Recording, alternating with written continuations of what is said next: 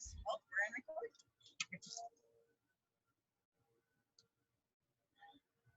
All righty. Okay. Get down here. Okay, welcome to Tuesday Talk, our final Tuesday Talk of 2021. I don't know if we'll keep doing these next year or not, but I'm having fun with them. So, Tuesday Talk for the KDF Mini and Marathon Race from the training program brought to you by Norton Sports Health. Welcome. So, a couple of housekeeping items. You are all muted. None of you have your camera on. It's just me and Chris. So, welcome again. We are going to talk with the KDF race director. Very busy man over here. This is Chris Martini. He has the best last name. I mean, my last name is pretty cool, but his is pretty cool. He's like super cool. So Chris Martini is with us. He's a busy guy, guys, and getting him to sit down here with me is a big deal. I'm pulling him away from all of his duties. Obviously, the race is coming up in 2 days, and there's a lot going on. So, first and foremost, this is a live Q&A section. Put those Q&As in the Q&A topic on the bottom of your Zoom screen, okay? Throw them out there. No question is a dumb question. We want to hear from you. If you have questions, put them in the Q&A, okay? So let's go ahead and get started here. By the way, we are at Slugger Field. There's a lot going on here. Slugger Field is the packet pickup area, of course, and they are under a lot of construction. So finding a quiet place around here is difficult. So hopefully you all can hear us. But yeah, we are at the packet pickup. And I will say, Chris, we are so thankful to have an in-person race. I know everyone is super excited for an in-person race and maybe their first in-person race in over a year. So, I mean, what do you have to say about that? Thanks. We're really excited too.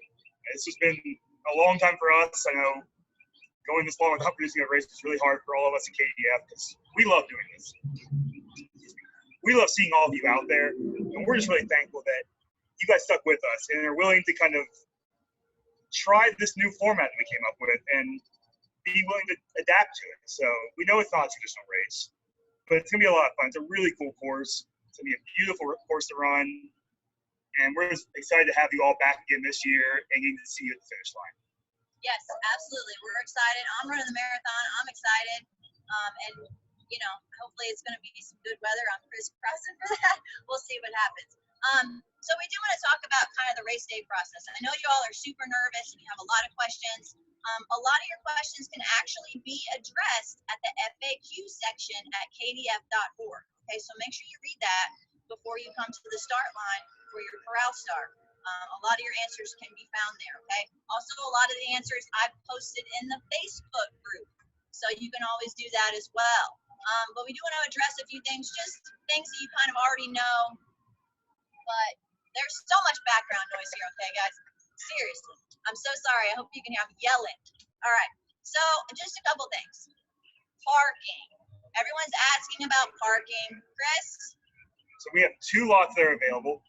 We have the gold lot and the gray lot, which are right by the stadium. They're being sold for $10. You can park there. You're right up to the start line, and when you finish, you'll be right by your car for the finish line. Easiest accessible spots. You know, nice to be close to your car this year. There's also, if that's not a place for you to park, there's going to be plenty of parking around like there would be in a normal year. Yeah, and honestly, guys, the Lynn Family Stadium is only like 2 blocks away from where we were originally starting for all of the years of KDF. So it's still a similar area. So if you know where you parked in the past, you might be just parking in the same spot. So it's very similar, guys. It's not rocket science to find parking down here. There's a lot of street parking.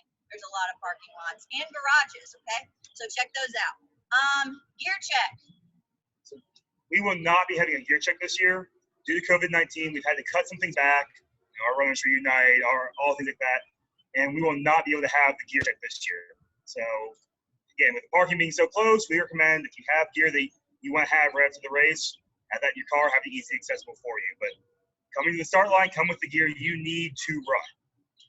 And speaking of things in your car, there is not going to be finish line food. So when you picked up your packet, you might have noticed there was your Powerade and your snacks in there. And there's a reason for that. It's not just so you can have a snack on the way home from pack and pickup. That's like a sample snack and drink for after the race. You can keep those things in your car. I'm going to pack a turkey sandwich, have it on ice in my car, and then as soon as the race is over, I'm going straight to my car and I'm eating my sandwich. So you guys need to pack your snacks. So no food at the finish line, right? That's correct. Correct. Okay. And then water. Big question about water along the route. First of all, will there be water at the start line? Yes, there will be. We'll have water set up at the start line and at the finish line area. There will also be water on the route. All the water stops that are set up, you will be able to, because we're not in that course, you will have 2 opportunities to stop at all of those stops. Yes, and on the Indiana side, water bottles. Correct. On the Kentucky side, which is really just the marathoners, is water, what they call water monsters. It has like a little foot pedal and you just put your little bottle up to it. So on that note, you obviously need something to fill with that hydration, okay? So carry your little handheld, carry your pack, carry your little belt, or worst case, that last bottle of water that you got on the Indiana side, carry it over here to the Kentucky side and use that to keep refilling, okay? There's a lot of options there. Also, collapsible cups, little silicone collapsible cups are also really good just to tag onto yourself, refill, fold them up, get running, okay? So a lot going on here this year, a little different. Of course, the race is 4 days long. So a couple questions from the Facebook group. Let's start with that. Will there be split timing mats along the course? Yes, there will. So there'll be a split timing mat for the mini. The only spot will be at the turnaround this year. And for the marathon, at each spot where it splits off, going down towards Eva Bannon Park, going out on a separate trail over on the Greenway, at the turnaround, and then out on the Riverwalk, we'll have splits at all the time mats at all of those spots. Is there a way to get those notifications? Like a text or something? I will check with the timing company and let you know. Okay, because I'm thinking I got splits in the years past on my phone, and now I'm not sure. That would be through Race Joy if you're getting that. Okay, so Race Joy, that's the other thing. If you want all of those splits and someone to be able to follow you and see where you are, make sure you download the Race Joy app. You will have to run with your phone for that because it needs your GPS. Okay, your friends and family can follow you along. They can send you cheers and motivational smiley faces and all of these things through Race Joy. And all of that is live right now. So if you want to get preview of the course, you can go and download the Race Joy app and view all of our courses that are out there right now. Perfect. And for your splits, our timing company is usually happy to provide those to you as well. If you're looking for it post-race, our timer guy will be able to provide the splits for you. Great. Another question from Facebook. Is the route closed off? No. So it's a little different this year. It is going to be an open course, which means there will be pedestrians who could be walking on the walking bridge. We have put up signage to discourage that, to let them know runners are coming through. And we'll have marshals along the bridge to help keep runners on one side, walkers on the other side, to not be crossed out. Same thing with the Greenway. It is an open course. We do have signs out there. We have put it out there to encourage that, hey, you might not, it's going to be congested this time. You may not want to walk there at this time. But it will be an open course this year where there will be potentially other people along those parts of the route. So I'm actually a course marshal on Thursday, Friday, and Sunday, and I believe you're putting me at the bridge, which is a pivotal point. If you guys know me at all, you know I'm going to be out there with my megaphone, and I'm going to be yelling at all those people that are not part of the race. So I got you. I got your back. I'm going to be yelling. Everybody get out of the way! Okay? I got you. Porta johns and water at the start. We did address that, yes? It will be there. Yep, toilets and water. We know you need both. We know you get all nervous. You need the toilet. Me too. Big question. Spectators. Where do the spectators go, Chris? Unfortunately, this year, as with all Kentucky Derby Festival events this year, we are spectator free. To stay in line with the state mandated COVID plans and COVID guidelines, we are not able to have spectators within the start and finish area this year. So we know everyone wants to have that big crowd cheering you on as you cross the finish line. I know I'll be there cheering you on, but unfortunately, we cannot allow someone who's not working the event or a participant of the event in our start and finish area this year. Hey, we are minimizing the people, guys. You got to understand that. That's normal procedure. Okay. So maybe your family and friends have a little post-run party for you when you get home or when you go to get your pizza or whatever that is. Okay, things are different this year, but you got to just be so thankful that we're even able to do this. Okay, I understand some things are just not working out perfectly, but what has in the past year? Nothing. Okay, so let's go ahead and do this. Expect the unexpected. Remember, we talked about that. Don't let that change your mental game. Don't let that change the fact that you are physically ready for this race. Okay, I believe in all y'all. Another quick question from Facebook. When should participants plan to have their mask on? So we will be requiring masks in the start and finish area. So as you approach us in the start area, we are asking that everyone have a mask on. And when you cross the finish line, we're asking you to have a mask. We know that everyone's not going to be able to carry a mask with them the entire race. We got you guys covered. We will have our great volunteers staying there. They'll be able to provide you a mask as you cross the finish line, get your medal. If you come to the start line and don't have one, we'll have them there for you as well. We're also encouraging at least stop at a water stop or anywhere that's a high traffic area to consider wearing your mask as well, just to maintain, that safety and maintain social distancing and all the COVID protocols. I will tell you guys, one of the easiest possible things to do for this is to wear a buff. Okay, just wear it around your neck, and it's so easy just to pull up. You don't have to mess with your fingers and get things out of your pockets and around your ears. Just wear like a neck buff or a bandana or something like that. You can just pull it up and down very easily, start and finish, water stops. And also I use mine as a really great snot rag. So, and on that note, hey, no snot rockets, no spitting. Let's be courteous out there, guys, okay? Right? All right. We're going to move on to some Q&A. I see some Q&As up here. Let me move up here and see what we got. Sit right here. Okay, what we got? Make sure you guys are asking your questions. Okay, so Robert Frank asks, will some of the streets around Lynn Family Stadium be closed, and what will be the best way to get to those parking lots you referred to? So the only area that's going to be closed is that stretch on Adams Street, right in front of the stadium where we are starting the race at. Yeah. Around that, you'll be able to come around that. We will put out parking instructions for that. We'll have signage up, but you can access it anywhere but Adams Street. So coming down through Butchertown, coming around on Witherspoon, you'll be able to come in and access the parking lots. You just won't be able to access Adams Street that morning because we'll have the start line built there. Perfect. Okay. So yes, those lots are accessible as well as areas around Butchertown. Remember, we're mostly running on the Greenway, so there's not going to be a lot of road closure. So it might even be actually easier than years prior to actually get to the start and finish line because you don't have to walk a mile the other way to get around the fencing, right? Question about the water bottles on the Indiana side. Those are pre-filled, right? Yes. They're unopened. Yeah, pre-filled, unopened. We'll have people sitting on the table. You'll be able to grab one as you go by. Yep, grab your own water bottle. They are pre-filled. I don't think they're going to be open by any means. Are they going to be regular size water bottles or mini ones? Short water bottles. Short water bottles, okay, so that's like 8 ounces, right? 8 ounces of water. So plan that out with your water stops on where you might need to grab more water and refill and all of that. And then another question, since an open course, will the course still be clearly marked? She knows the course, she or he, excuse me, but we just want to make sure that there's really no thought process needed during this entire race. So obviously, is everything clearly marked? Yes, absolutely. We'll still have mile markers out there. We'll have large yard signs with the mile markers. And then anywhere that there's a split where the marathon goes one way, they're all right-hand turns, by the way, okay.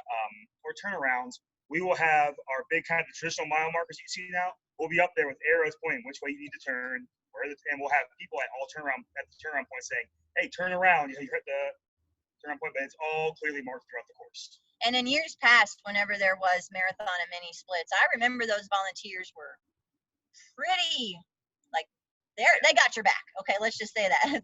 They're looking at your bib and what bib you're wearing, and they're telling you which way to go. Okay, so those volunteers are amazing. We appreciate the KDF volunteers, and they're going to be great out there. So no worries on that at all, guys. We've got another Q&A. Question about Spectators at 18th Street turnaround over there on the Greenway. Thoughts on that, Chris? It's, again, the Greenway's an open course. People are going to be out there. We are focusing on the area, the start and finish area. We don't encourage anyone right now to gather in large groups. We know we love having that. We love seeing everyone out on the course and everyone at the finish line at all of our events. but we cannot have that this year. We know people are going to be out on the course, but we cannot have those large groups in the start finish area. And speaking numbers of groups, so for your corral starts, first and foremost, you should arrive 5 minutes before 5 to 10 minutes before your corral start, because each corral goes off every 15 minutes. How many people should you expect to see in your corral? 50 to 75.